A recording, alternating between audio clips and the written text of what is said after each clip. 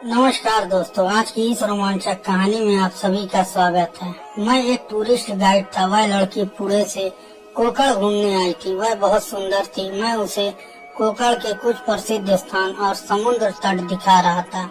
एक दिन शाम के समय हम दोनों समुद्र किनारे टहल रहे थे। वह मेरे सामने उल्टे कदमों से चलते हुए मुझसे बात कर रही थी। अचानक वह रुक गई और मैं चलते चलते उसके बहुत करीब पहुंच गया और टकरा कर उसके ऊपर गिर गया और मैंने अपने होंठ उसके होठों पर रख दिए और फिर हम दोनों एक दूसरे में समा गए। दोस्तों, मेरा नाम प्रवीण है। मैं कोकण का एक सीधा साधा युवक हूँ। मेरा गांव देवगढ़ के पास एक छोटा लेकिन बेहद खूबसूरत और प्राकृतिक सौंदर्य से भरा हुआ है। हमारे गांव में पहाड़, नदी, समुद्र, नारियल और कटहल के बाग हैं और मुस्कुराते गांव के लोग। यह सब मिलकर हमारे गांव को एक अद्भुत रूप देते हैं।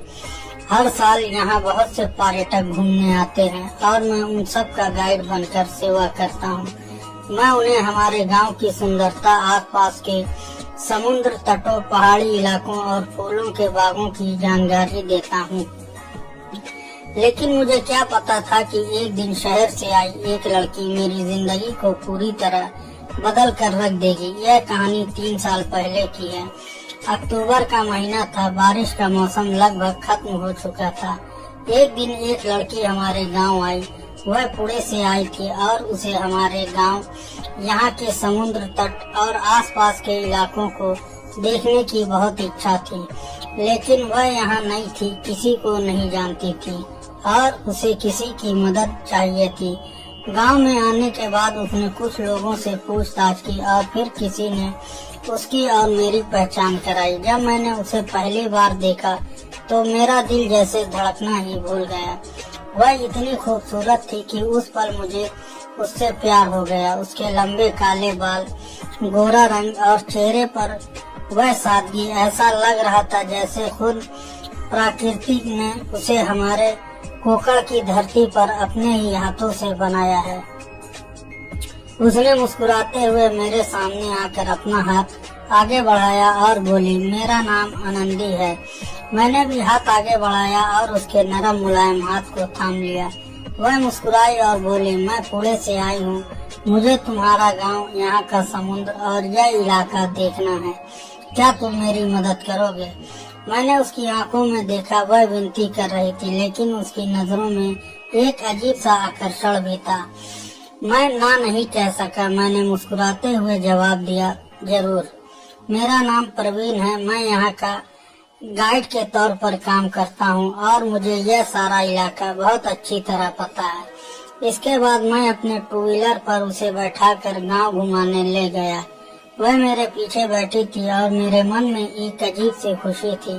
मैंने उसे हरण बंदरगाह, तारकली बीच और अंबोली घाट जैसी कई जगह दिखाई। वह हर चीज बहुत ध्यान से सुनती और जब मैं उसे कुछ बताता तो वह मेरी आंखों में गहराई से देखती। कभी कभी मैं थोड़ा झिझकता, लेकिन अपने पेशे की वजह से खुद को संभाल लेता। धीरे धीरे हमारे बीच बातों का सिलसिला बढ़ता गया। हंसी मजाक, छोटी छोटी छेड़खानियाँ और एक अनकही समझदारी, उसकी खुली सोच, उसका खिलखिला कर हंसना, यह सब मेरे दिल में उतरता जा रहा था। एक दिन मैं उसे समुद्र किनारे ले गया। दोपहर का समय था। हम दोनों शांत लहरों के सामने बैठ गए। सूरज धीरे धीरे समुद्र के पीछे ढल रहा था और ठंडी हवा उसके खुले बालों से खेल रही थी। उसने अचानक पूछा, प्रवीण, क्या तुमने कभी प्यार किया है? मैंने हल्का मुस्कुरा कर कहा, हाँ, लेकिन थोड़ा अलग सा प्यार। वो हैरान होकर बोली, किससे? मैंने कहा, मैं किसी लड़की से नहीं बल्कि इस प्रकृति से प्यार करता हूँ, इन समुद्र से, इन पहाड़ों से और इस गांव से। यह सुनकर वह कुछ देर मेरी तरफ देखती रही। फिर वह मुस्कुरा कर बोली, तुम्हारी यह बातें बहुत अलग है लेकिन बहुत खूबसूरत है। उस मुस्कान में कुछ तो था, जैसे कोई राज छुपा हो। एहसास उसी पल मुझे लगा वह मेरे प्यार में पड़ चुकी है। उस रात हम दोनों को यहीं रुकना था, क्योंकि अगले दिन हमें पास के जंगल में घूमने जाना था। हमने सोचा कि रात यहीं किसी होटल में रुकते हैं। मैंने तुरंत कहा हम 2 अलग अलग कमरा ले लेते हैं, लेकिन वह तुरंत बोली नहीं परवीन, मुझे थोड़ा डर लगता है। हम दोनों एक ही कमरे में रहेंगे, मुझे कोई दिक्कत नहीं है। मैंने उसकी आंखों में देखा, उसमें सच में डर था या कुछ और, मैं ये समझ नहीं पा रहा था। मैं मुस्कुराया और कहा ठीक है, जैसा तुम कहो। और फिर हम दोनों इस होटल में एक ही कमरे में चेक इन किया। उस पर मुझे बिल्कुल अंदाजा नहीं था कि वह रात हमारी जिंदगी के लिए सब कुछ बदल देगी। कमरे में पहुंचने के बाद हम दोनों ने थोड़ा आराम किया, सामान रख दिया, कपड़े बदल लिए और फिर नीचे आ गए। होटल के रेस्टोरेंट में हमने साथ में रात का खाना खाया। अब धीरे धीरे रात गहराने लगी थी। आसमान में चांद निकल आया था और उसके आसपास कुछ शर्मीले तारे टिमटिमा रहे थे। मैंने मुस्कुरा कर कहा चलो समुद्र किनारे थोड़ा टहल आते हैं, वहाँ की ठंडी हवा में कुछ देर बैठेंगे। वह तुरंत तैयार हो गई। मैं उसे लेकर समुद्र तट की ओर चल पड़ा। अंधेरा था, लेकिन चांदनी की हल्की रोशनी में समुद्र की लहरें चमक रही थी। पैरों के नीचे गीली रेत, ऊपर आसमान में चांद और आसपास सिर्फ लहरों की आवाज। उस पल पूरी दुनिया मानो रुक सी गई थी। वह मेरे बिल्कुल पास चल रही थी और मुझे ऐसा लग रहा था जैसे मैं किसी खूबसूरत सपने में जी रही हूँ।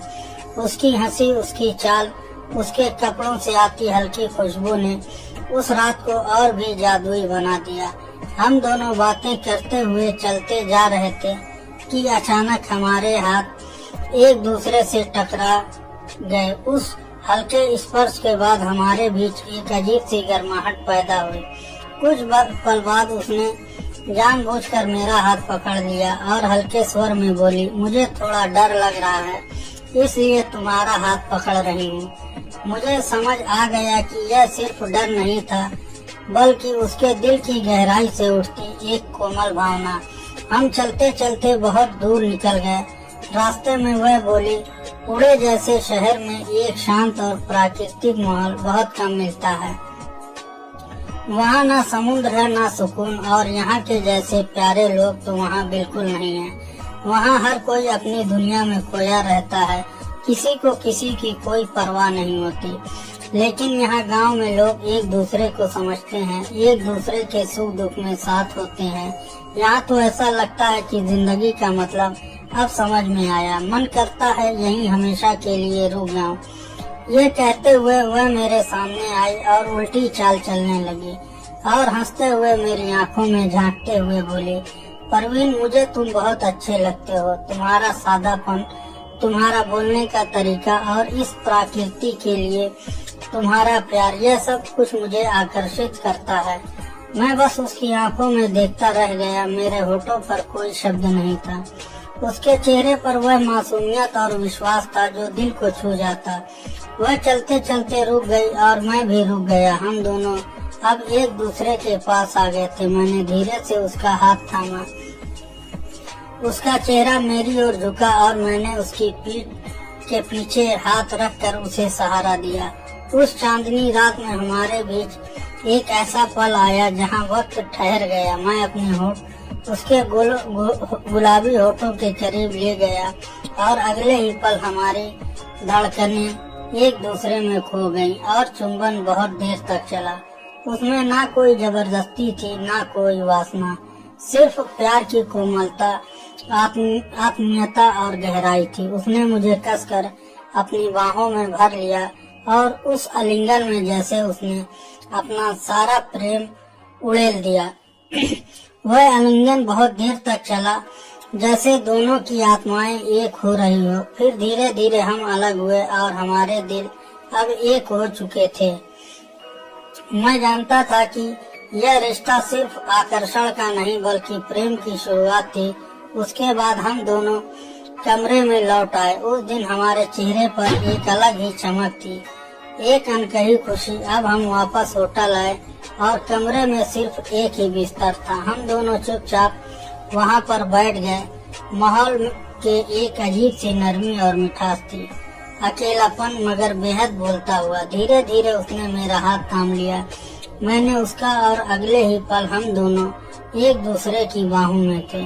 उस रात का हर पल जैसे जादू था, हमारी सांसों का मिलना, दिलों का एक होना और उस शांत रात में प्रेम का साकार होना।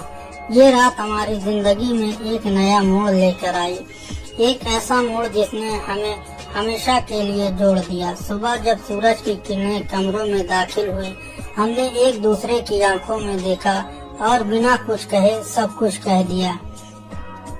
हमने होटल से चेकआउट किया और उस दिन पास के जंगल में घूमने का फैसला किया। वहां पहुंचकर हमें चारों तरफ हरियाली, आम और नारियल के पेड़, पशु और पक्षियों की मधुर आवाजें सुनाई दी। प्रकृति की गोद में होना मानो किसी दूसरे ही संसार में प्रवेश करने जैसा था। ताजी हवा, पेड़ों की छांव और एक दूसरे की मौजूदगी में हम दोनों खो गए। उस दिन हमें एहसास हुआ कि सच्चा प्यार शब्दों से नहीं बल्कि उन पलों में बसता है जो दो दिल एक साथ धड़कते हैं। भाजी, चूड़ा और शरबत, यह सब हम दोनों साथ बैठकर खा पी रहे थे और प्रकृति की खूबसूरती का आनंद ले रहे थे। हमारे चारों ओर हरियाली फैली थी, हवा में ताजगी थी और एक अजीब सी शांति का वातावरण में घुली हुई थी। हम आगे बढ़ते हुए और थोड़ी दूर जाकर हमें एक बहुत सुंदर तालाब दिखाई दिया। तालाब का पानी बिल्कुल साफ था, उसमें हल्की नीली चमक थी और पानी की सतह पर कुछ कमल के फूल खिले हुए थे। हमने वहीं कुछ देर रुकने का निश्चय किया। हमने मिलकर कुछ सूखी लकड़ियां इकट्ठी की और पास में पड़ी एक रस्सी की मदद से उन्हें एक साथ बांधा। रस्सी थोड़ी कम पड़ गई तो हमने आसपास के पेड़ों से लटे तोड़ने और उनसे उस अस्थायी लकड़ी की नाव को मजबूती से बांध दिया। उस लकड़ी की छोटी सी नाव पर हम दोनों बैठ गए और एक लंबी लकड़ी के सहारे धीरे धीरे पानी के बीच ले जाने लगा। धीरे धीरे हम तालाब के केंद्र तक पहुंच गए।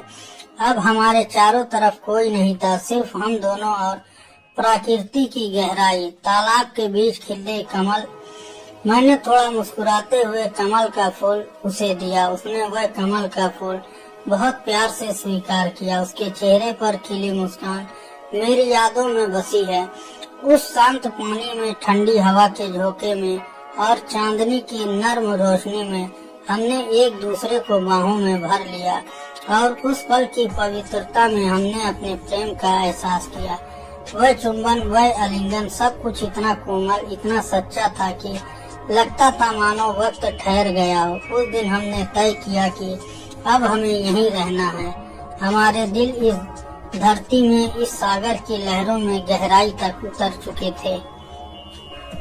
निर्मल, शांत, ये कुछ दिन किसी सपने से कम नहीं थे। हर रोज नए नए संस्थानों की सैर करने जाते, कभी समुद्र की लहरों, कभी पहाड़ियों पर चढ़ते, कभी रास्ता भटक जाते, लेकिन फिर एक दूसरे का हाथ थामे सही राह पर लौट आते। हर शाम जब सूरज ढलता हमारे बीच का प्यार और गहरा हो जाता। रातें हमारे लिए भावनाओं, आत्मीयता और एक सच्चे रिश्ते की गवाह बन गई थी। धीरे धीरे ये गांव के लोगों में घुल मिल गई। मेरा साधारण घर में माँ और मेरा छोटा भाई सब उसके जीवन का हिस्सा बन गए थे। उसे मेरे परिवार से एक अपनापन महसूस होने लगा। लेकिन एक दिन ऐसा भी आया जो हमारी दुनिया को हिला गया, उसके लौटने का दिन। उस सुबह वह बहुत ही शांत थी। उसकी आंखों में कुछ कहने की कोशिश की पर शायद शब्द नहीं थे। स्टेशन पर खड़ी वह मुझे देख रही थी और मैं खुद को संभाल नहीं पा रहा था। मैंने कहा, आनंदी, जल्दी लौट आना।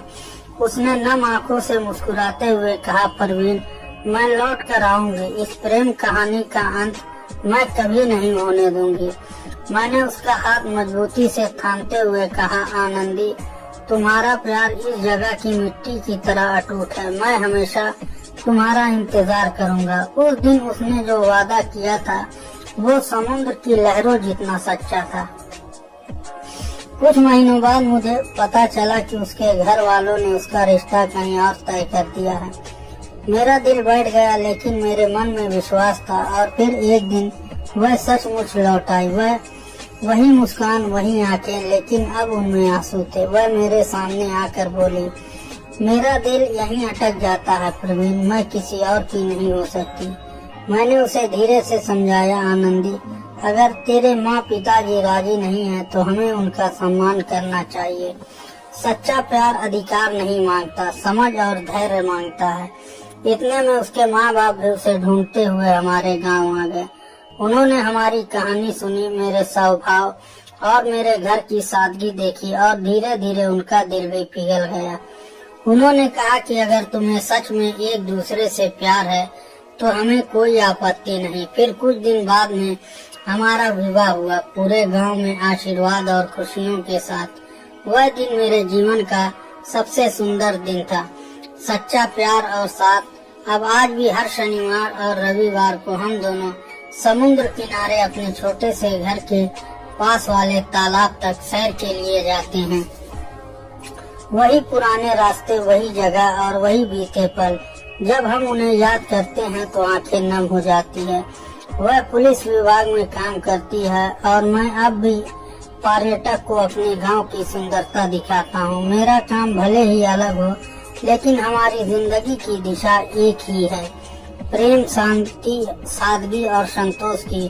क्योंकि सच्चा प्रेम नियति की तरह होता है। यह सब कुछ किस तरफ जाएगा कोई नहीं जानता। यह एक अनजान सफर, एक अजनबी चेहरा और कुछ लम्हों में एक रिश्ता, यही असली प्रेम कहानी होती है। जब दिल बिना किसी स्वार्थ के एक दूसरे पर भरोसा करना सीख लेते हैं तो जात, धर्म, समस्या या दूरी कुछ भी उसके प्रेम की गहराई को नहीं रोक सकती। ऐसे प्रेम में ना दिखावा होता है, ना लालच, सिर्फ सच्चाई, अपनापन और साथ होता है। तो दोस्तों, यह थी हमारी आज की कहानी। अगर आपको पसंद आए तो लाइक कर दें और हमारे चैनल को भी सब्सक्राइब कर लें। मिलते हैं अगले वीडियो में, तब तक के लिए धन्यवाद।